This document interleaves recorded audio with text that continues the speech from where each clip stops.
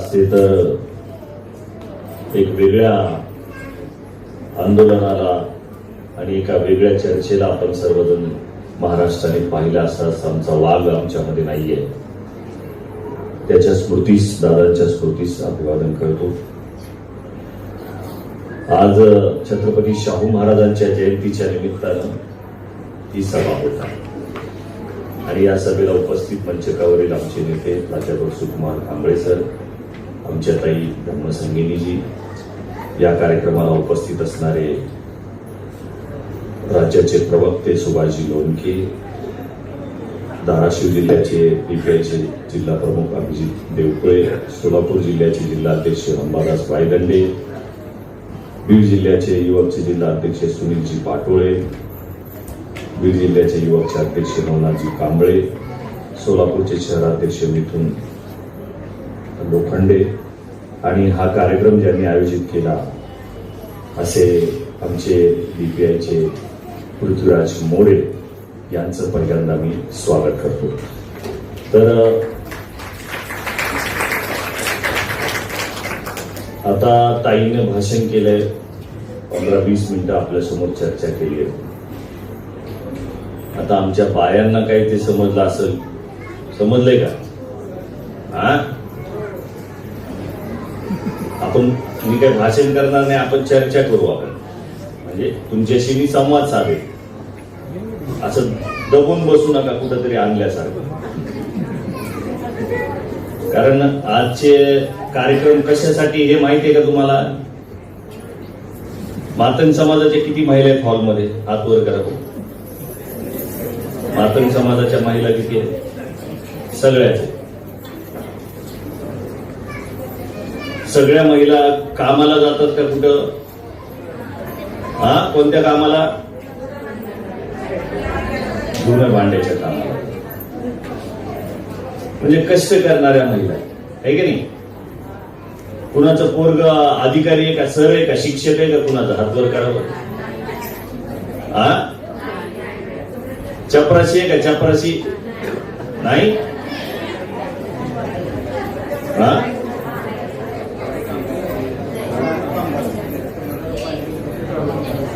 यांची मुलं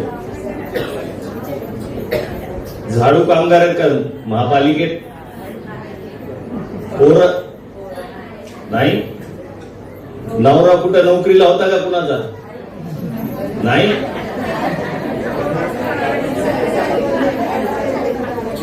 म्हणजे नोकरीला कुणी आहे का? नोकरीला कुणी आपल्यातलं? आणि ते नोकरीला लागावं म्हणून ही सभा आहे. आपले पोरं लागले पाहिजे,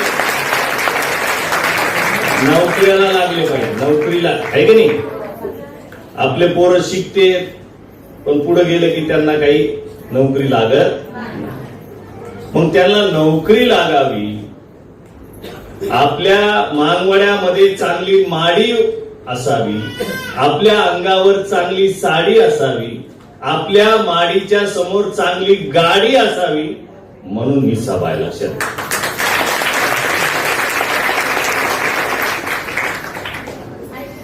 आरक्षण दिले आपल्याला बाबासाहेब आंबेडकर, आहे की नाही? ते 2 नंबरचं जे फेट्यावाला माणूस आहे छत्रपती शाहू महाराज, हे शाहू महाराज आहेत. ते कुठले? कोल्हापूरचे. त्यांनी काय केलं? त्यांच्या संस्थानामध्ये म्हणजे त्यांच्या राज्यात पहिल्यांदा आरक्षण दिलं बाबासाहेबांच्या आधी. आरक्षण म्हणजे काय? तर त्यांनी आरक्षण लागू केलं आणि त्यांच्या एका मित्राने त्यांना विचारलं की तुम्ही आरक्षण कामून दिले, काय आहे हे आरक्षण? आरक्षण या गोरगरीब लोकांना कशामुळे दिलंय? मग ते शाहू महाराजांनी काय केलं? त्यांच्या मित्राला तबेल्यात नेलं. तबेल्यात काय असतात? घोडे. घोडे असतात. तबेल्यात नेलं, म्हणले चल तुला सांगतो आरक्षण कशामुळे दिले. मग शाहू महाराज त्या मित्राला आपल्या तबेल्यात घेऊन गेले आणि तिथं काम करणाऱ्या गड्याला सांगितलं की एकाच वेळेला सगळे घोडे सोडायचे आणि त्याला मध्ये खायला एका मोठ्या टोपल्यामध्ये हरभरे जे पण त्याचं खाणं असते ते टाकायचं. पण घोडे एकाच टायमाला सुटले पाहिजे. मग तसं म्हणल्याच्या नंतर गड्याने काय केलं, एकदाच सगळे घोडे सोडून दिले आणि सोडल्यावर ते मध्ये ठेवलेल्या टोपल्यावर सगळे एकदाच खाण्यासाठी तुटून पडले. मग जे ताकदवान घोडे होते, तगडे, ते घोडे सगळ्यात पहिलं त्या टोपल्यावर तुटून पडले. आणि जे कमजोर होते म्हणजे अशक्त होते ते घोडे त्यांच्या जवळ गेले की ती ताकदवान घोडे त्यांना लाता मारायचे. ताकदवान घोडे जवळ येऊ देत होते का खाण्यापिण्याच्या? नाही. मग ते तगडे घोडे कमजोर घोड्याला लाता मारायचे, ते खाऊनच देत नव्हते. शाहू महाराजांनी त्याच्या मित्रांना जवळ घेऊन म्हणले की हे जे कमजोर घोडे आहेत, हे जे कमजोर घोडे आहेत, हे या ताकदवान घोड्याच्या बरोबरीला आणण्यासाठी आरक्षण नावाची खुराक मी त्यांना दिलेली आहे.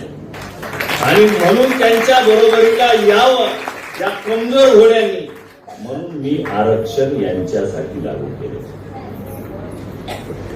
याला म्हणतात आरक्षण.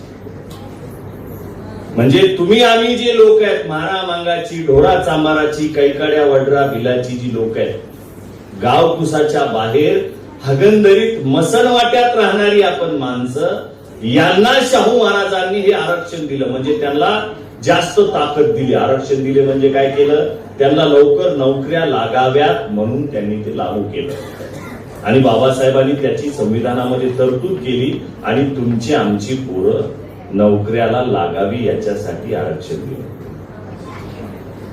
आलं का लक्षात आरक्षण? मग आरक्षण घेतल्याच्या नंतर बाबासाहेबांसोबत जे जे होते, बाबासाहेबांनी सांगितलं शिका, बाबासाहेबांनी सांगितलं संघटित व्हा, बाबासाहेबांनी सांगितलं संघर्ष करा. बाबासाहेब आंबेडकरांच्या सोबत चालणारी जी जी माणसं होती त्यांनी शिक्षण घ्यायला सुरुवात केली, संघटित व्हायला सुरुवात केली आणि पटापट पटापट नोकऱ्या लागायला. आणि आज ज्यांनी ज्यांनी बाबासाहेबांचं ऐकलं त्यांचे त्यांचे कलेक्टर. बरोबर आहे की नाही? बाबासाहेब आंबेडकर म्हणाले की शिक्षण हे वाघिणीचं दूध आहे आणि हे दूध जो पण प्राशन करेल तो गुरगुरल्याशिवाय राहणार नाही. हे दूध जो पण प्राशन करेल तो गुरगुरल्याशिवाय राहणार नाही. महाराजांनी या शिक्षण नावाच्या वाघिणीचं दूध पिलं. महाराजांनी काय केलं, या शिक्षण नावाच्या वाघिणीचं दूध पिलं. मग त्यांनी ती वाघीण महारवाड्यात बांधून ठेवली होती का? मांगवाड्यात जाऊ नको तिकडे पेते मांग दूध म्हणून शिक्षण असं केलं का? शिक्षण हे सगळ्यांसाठी बाबासाहेबांनी खुलं केलं, महात्मा फुलेंनी खुलं केलं. परंतु मातंग समाजाने शिक्षणाच्या प्रमाणामध्ये थोडी दिरंगाई केली, शिक्षणात कमी पडले. सोबत चालणारे महार आणि मान, एकाच ताटात जेवणारे महार आणि मान, एकाच शर्यतीत लढणारे महार आणि मान आज एकमेकांच्या विरोधामध्ये उभा राहिले. कशावरून? याच मुद्द्यावर, आरक्षण. आरक्षण या मुद्द्यावरून ही दोघं आता एकमेकाचं तोंड देखील पाहायला तयार नाही, अशी परिस्थिती झाली आहे. आज या महाराष्ट्रामध्ये अशी परिस्थिती झाली. तर मी या कार्यक्रमाच्या माध्यमातून महाराष्ट्रामध्ये असणाऱ्या अनुसूचित जातीच्या सर्व लोकांना या ठिकाणी सांगू इच्छितो की ज्या पद्धतीनं छत्रपती शाहू महाराजांची जी कन्सेप्ट आहे, छत्रपती शाहू महाराजांचा जो फॉर्म्युला आहे, कमजोरांना ताकद द्यायचा, तोच फॉर्म्युला म्हणजे आजचा उपवर्गीकरणाचा फॉर्म्युला आहे. आणि याच फॉर्म्युल्यामुळं डेमोक्रेटिक पार्टी ऑफ इंडिया या लढ्यामध्ये उतरलेली आहे आणि आमचा उपवर्गीकरणाला जाहीर पाठिंबा आहे. ते जोपर्यंत लागू होत नाही तोपर्यंत डीपीआय महाराष्ट्राच्या मैदानामध्ये लढणार आहे. कमजोर घोडे येते, मातंग समाज असेल, मानगारुडे असेल. मानगारुडे आहेत काही तर सोलापूरमध्ये, मानगारुडी. मानगारुडी नावाची एक जात आहे, मातंग समाजाची उपजात आहे. बुरुड आहेत. बुरुड आहेत का इथं सोलापूरमध्ये? ते श्रीमंत असतील बुरुड. वाल्मिक समाज, भंगी समाज. भंगी समाजाचं काय काम असतं? अस्वच्छता, म्हणजे अस्वच्छ काम करतात. पहिलं मातंग समाज, महार समाज हा सुद्धा अस्वच्छच काम करायचा, परंतु शिक्षणातून ही सगळी माणसं पुढे गेली. आज मातंग समाजाची जी परिस्थिती आहे, मांगवळ्यामधली जी परिस्थिती आहे, ती या हॉलमध्ये आपल्याला पाहायला मिळते. साधं गणित आहे की सोबत निघणारे महार आणि मान, सोबत बाबासाहेबांच्या सोबत चालणारा जो वर्ग आहे, जे दोन भाऊ आहेत, आज मातंग समाज हा माग पडलेला आहे. हे वास्तव आहे. हे वास्तव आपल्याला स्वीकारावं लागेल. आता हा तर्क लावण्यात काही अर्थ नाही की त्यांना कुणी अडवलं होतं, मातंग समाजाला कुणी अडवलं होतं, कुणी थांबवलं होतं. हा तर्क लावण्यात अर्थ नाही. हे वास्तव आहे की मातंग समाज हा आर्थिक दृष्ट्या, शैक्षणिक दृष्ट्या मागास आहे. हे या महाराष्ट्राचं सत्य आहे. हे आपल्याला स्वीकारावं लागेल. आणि यांना रेसमध्ये आणण्यासाठी, यांना शर्यतीमध्ये आणण्यासाठी एकमेव पर्याय तो म्हणजे आरक्षणाचं उपवर्गीकरण करून त्यांना ताकद मिळवून देणं. हा एकमेव पर्याय. देवेंद्र फडणवीस या महाराष्ट्राचे मुख्यमंत्री आहेत. देवेंद्र फडणवीसांनी लवकरात लवकर आरक्षणाचं उपवर्गीकरण केलं पाहिजे. लवकरात लवकर. आता महाराष्ट्रामध्ये ज्या पद्धतीनं सगळ्या पोरांना माहिती आहे, जे तरुण पोर आहेत, की आता महार आणि मांग या तरुण पोरांमध्ये एकमेकांवर अत्यंत खालच्या दर्जाची टीका टिप्पणी करण्यात येत आहे. आरक्षण उपवर्गीकरणाबद्दल काडीचाही अभ्यास नसणारे, बाबासाहेब आंबेडकरांबद्दल काडीचाही अभ्यास नसणारी माणसं सोशल मीडियावर जे वाटेल ते टाकून समाजामध्ये, दोन समाजामध्ये तेढ निर्माण करतात. यांच्याकडे लक्ष देऊ नका. यांच्याकडे लक्ष देऊ नका. उपवर्गीकरण हा शाहू महाराजांचा आणि डॉक्टर बाबासाहेब आंबेडकरांनी तुम्हाला दिलेला संविधानिक अधिकार आहे. याच्यावरच तुम्ही बोललं पाहिजे. इथं जास्त मातंग समाजाची मंडळी आहेत, माता भगिनी आहेत, म्हणून मी या ठिकाणी सांगतो. आता मातंग समाजावर महाराष्ट्रामध्ये हा आरोप होतोय की तुम्ही मातंग समाजाने ही मागणी केली आहे उपवर्गीकरणाची, आणि म्हणून बाबासाहेब आंबेडकरांच्या जे अनुसूचित जाती शेड्यूल कास्ट बाबासाहेबांनी बनवलंय त्याला धक्का पोहोचत आहे, बाबासाहेबांचा अपमान होत आहे. अशा पद्धतीचं नॅरेटिव्ह, अशा पद्धतीचं चित्र उभा केलं जाते. असं नाहीये. असं नाहीये. कर्नाटकमध्ये, शेजारच्या कर्नाटकमध्ये हे उपवर्गीकरण, आरक्षण उपवर्गीकरण लागू झालंय. मातंग समाज महाराष्ट्रातला गेलता का तिथं म्हणायला की उपवर्गीकरण लागू करा? पलीकडे हरियाणा, पंजाब इथं उपवर्गीकरण लागू झालं. तिथं मातंग समाज गेला होता का उपवर्गीकरण लागू करा म्हणायला? सर्वोच्च न्यायालयाने जो 1 ऑगस्ट 2024 ला निकाल दिलाय, ते काही महाराष्ट्रातल्या कुणी याचिका दाखल केलेली नाहीये. आकाशजी बरोबर आहे. जो निकाल 2024चा 1 ऑगस्टचा आलेला आहे सर्वोच्च न्यायालयाचा 7 बेंचचा, त्याच्यातल्या 6 जजेसनी जो निकाल दिलेला आहे 1 ऑगस्ट 2024 ला, त्याची याचिका महाराष्ट्रातून दाखल झालेली नाही.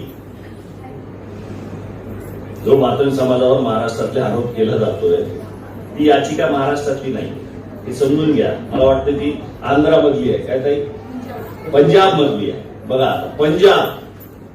पंजाबवर सुप्रीम कोर्टाने तो जजमेंट दिलेला आहे. 7 बेंचेसचा तो निकाल होता.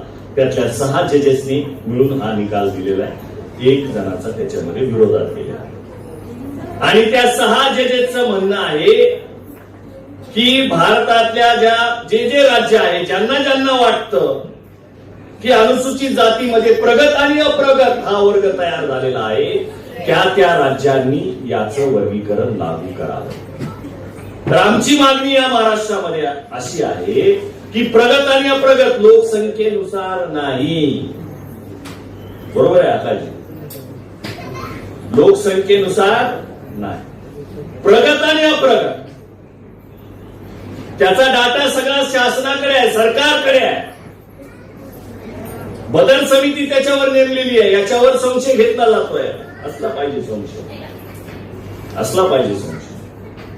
परंतु एकच आमचं म्हणणं या परिषदेच्या माध्यमातून की प्रगत आणि अप्रगत साधं गणित आहे, त्यानुसार शासनाने निर्णय घेणे गरजेचं आहे. याच्यामध्ये फक्त मातंग समाज येणार नाही, याच्यात मानगारुड येणार आहे, त्याच्यामध्ये वाल्मिक समाज येणार आहे, याच्यामध्ये बुरुड येणार आहे, याच्यामध्ये वेगवेगळ्या छोट्या होलार येणार आहेत. ज्या या महाराष्ट्रातल्या अप्रगत जाती आहेत त्या सगळ्या अनुसूचित जातीमधल्या अप्रगत मध्ये येतील आणि प्रगत मध्ये वेगळ्या येतील. साधा फॉर्म्युला आहे, त्यानुसार महाराष्ट्र शासनाने याचा निर्णय घेणं गरजेचं. महाराष्ट्रामध्ये ज्या पद्धतीनं वातावरण खराब होत आहे, देवेंद्र फडणवीस साहेब ज्या पद्धतीनं हे सगळं पाहत आहे, त्यांना माझा सवाल आहे माझ्यासारख्या कार्यकर्त्यांचा की तुम्हाला नेमकं काय अपेक्षित आहे आमच्याकडून? तुम्हाला महाराष्ट्रातल्या अनुसूचित जाती शेड्यूल कास्ट कडून नेमकं काय अपेक्षित आहे, जेणेकरून तुम्हाला वाटेल की आता एक तर लागू केलं पाहिजे, नाही तर नाही लागू केलं पाहिजे? तुम्हाला हे अपेक्षित आहे का यांच्यामध्ये रक्तरंजित राडा झाला पाहिजे, यांच्यामध्ये वाद झाला पाहिजे, यांनी एकमेकाचं तोंड कधी बघितलं नाही पाहिजे, अशा पद्धतीची अपेक्षा फडणवीस साहेब तुमची आहे का? ती परिस्थिती खरंच निर्माण झालेली आहे. ती परिस्थिती निर्माण झालेली आहे या महाराष्ट्रामध्ये. जर तुमचं समाधान झालं असेल तर लवकर कुठला तरी निर्णय द्या. आम्ही सगळे एका ताटात जेवणारी माणसं, सोबत राहणारी माणसं, स्मशानात सोबत जाणारी माणसं, आमच्या सगळ्या खाण्यापिण्यासोबत सारखे असणारी माणसं, राहणीमानात सारखी असणारी माणसं, बोलण्यामध्ये वागण्यामध्ये सारखी असणारी माणसं, आमच्यामध्ये प्रचंड एकमेकांमध्ये द्वेष निर्माण होत आहे. तुम्हाला जे अपेक्षित आहे ते आता झालं असेल तर तुम्ही निर्णय देऊन टाका. बरोबर आहे का नाही? हे आमचं मत आहे. म्हणून आजच्या या संविधानिक अधिकार परिषदेच्या माध्यमातून महाराष्ट्रातील तमाम मातंग असतील, बौद्ध असतील, या तरुणांना माझं आव्हान आहे की बाबासाहेब जर आपल्याला कळाले असतील, शाहू जर आपल्याला कळाले असतील, फुले जर आपल्याला कळाले असतील, तर त्यांचा जो आरक्षणाचा फॉर्म्युला आहे, त्यांचं जे आरक्षणाची कन्सेप्ट आहे ही समजून घेऊन त्यांनी ज्या पद्धतीनं वंचितांसाठी काम केलेलं आहे, उपेक्षितांसाठी काम केलेलं आहे, कमजोर लोकांसाठी जे काम केलेले तोच हा वर्गीकरणाचा फॉर्म्युला आहे. म्हणून आमचं असं मत आहे की हरियाणा असेल, पंजाब असेल, कर्नाटक असेल, या सगळ्यांचा अभ्यास सरकारने करावा. सरकार करतच आहे ते, आणि त्यांनी लवकरात लवकर महाराष्ट्रामध्ये वर्गीकरण लागू करावं. आता वर्गीकरण लागू करण्याच्या संदर्भामध्ये आमच्याकडे पक्षाच्या काही वरिष्ठ नेत्यांच्या आणि काही चांगल्या बुद्धिजीवी लोकांकडून आम्ही एक फॉर्म्युला महाराष्ट्र शासनाकडे याचा तयार करून देणार आहोत. देवेंद्र फडणवीस साहेबांकडे हा फॉर्म्युला आम्ही डीपीआयच्या माध्यमातून देणार आहोत, जेणेकरून मातंग समाज असेल किंवा इतर वंचित समाज शेड्यूल कास्ट मध्ये जे असतील त्यांना हा न्याय मिळावा याच्यासाठी आम्ही हा फॉर्म्युला तयार केलेला आहे. म्हणून या सभागृहातील सर्वांना माझं आव्हान असेल की आता ही लढाई रस्त्यावर लढण्याची आहे. ही लढाई रस्त्यावर लढण्याची आहे. सोलापूर मधल्या माता भगिनी असतील, तरुण मित्र असतील, मंडळी असतील, या सभेच्या नंतर याचं रूपांतर हे आंदोलनामध्ये आपण केलं. सोलापूर मधल्या मातंग समाजाने रस्त्यावर उतरणं गरजेचं आहे. वर्गीकरण लागू व्हावं याच्यासाठी सरकारवर प्रेशर टाकणं गरजेचं आहे. महाराष्ट्रामध्ये प्रेशर क्रिएट होणं गरजेचं आहे, दबाव तयार होणं गरजेचं आहे, जेणेकरून वर्गीकरणाची अंमलबजावणी लवकरात लवकर. म्हणून आजच्या या सभेच्या प्रसंगी मी एवढंच सांगू इच्छितो की आरक्षण वर्गीकरण हा फुले शाहू आंबेडकरी चळवळीचा मुद्दा असायला पाहिजे. तो मुद्दा घेतलाय RSS. तो संघाने उचलला मुद्दा, म्हणजे तुमचा मुद्दा, तुमचा चळवळीचा हा जो मुद्दा आहे हा त्यांच्याकडून आपल्याकडे येत आहे. जे अन्याय करणारी लोक आपल्याला न्यायाची भाषा बोलत आहेत. वर्गीकरण हा जर न्याय असेल तर तू त्यांच्याकडून कसं काय इथपर्यंत आलं? त्याचं कारण ते सत्तेमध्ये आहे, महाराष्ट्राच्या ते सत्तेमध्ये आहे आणि त्यांनी जो घेतलेला फॉर्म्युला आहे तो आपला फॉर्म्युला आहे.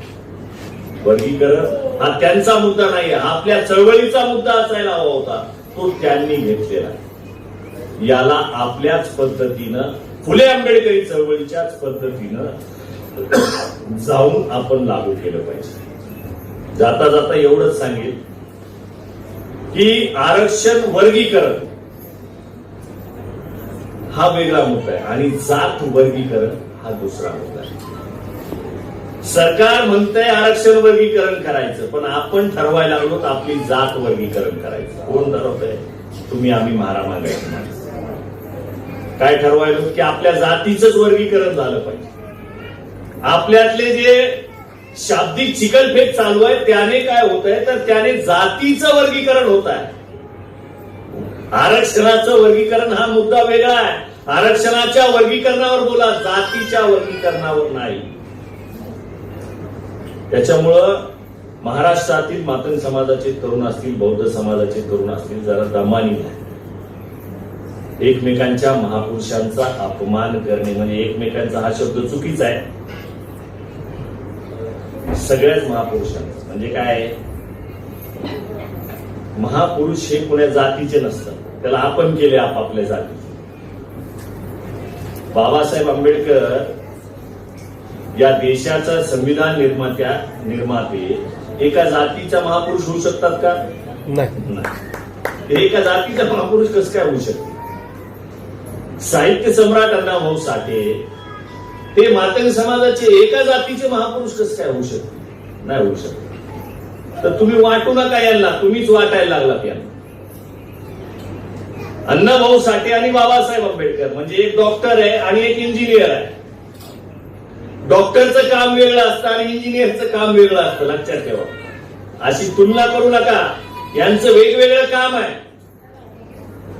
जी तुलना चालू आहे ही तुलना होऊ शकत नाही एकमेकांशी.